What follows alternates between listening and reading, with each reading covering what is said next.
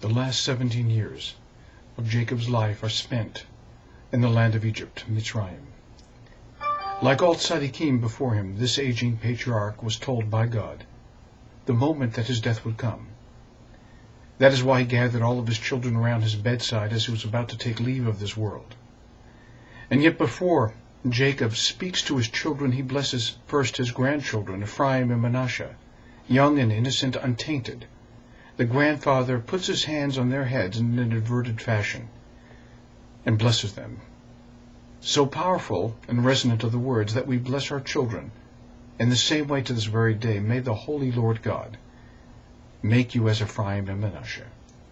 And then Jacob turns to all of his children. Question: what would you do if you knew you had hours, maybe a day to live? What would truly matter to you? What would you want to put in order? What would the words be that you spoke? Is there something left undone? Take a moment, image that feeling, and import that concept of dying into your own mind's eye. Is there a reason why God only reveals this secret to tzaddikim and keeps the rest of us in dark? In other words, are we up to the task of putting our life in order if we were given the moments to do so? One other thought. Before Jacob dies, he summons his son Judah to his bedside and gives him a great and beautiful blessing, a long one where he compares him to a lion. For that is what Judah is. And this blessing becomes so powerful throughout the course of time that it becomes actualized in the figure of David, who is the descendant of Judah many generations later. David is the lion. But more than that, Judah also is such a powerful and key figure that he gives his name to us. This is why we're called Jews. This is why the priceless piece of land in the center of Israel is called Judah. In Yiddish, we are called Yidden, after Yehuda, after Judah also. But there's one key aspect to his blessing that is confusing, almost puzzling, that are worthwhile considering. The statement goes, his eyes are red and his teeth are white as milk.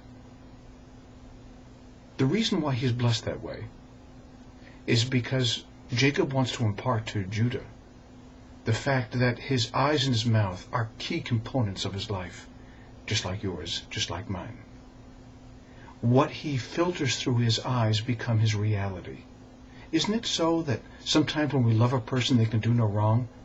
Isn't it so that when we dislike a person, they can do no right? And they may do the same thing, one as the other.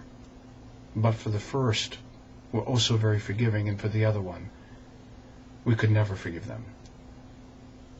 Perhaps Jacob's words to Judah are Jacob's words to you. Let your eyes be kind. Dan l'chol adam l'chafzachut. Judge every human being favorably, as if they had the most positive intent in mind with their action. And the mouth, be as circumspect and as careful about what goes into the mouth as what comes out of the mouth. What goes into the mouth, there are so many laws about kashrut, about what we should eat, what we should not eat. All of those are relevant and true.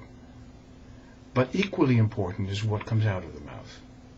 That we need to control our tongue. That we need to think before we speak. Never hurt another human being through words that are unintended.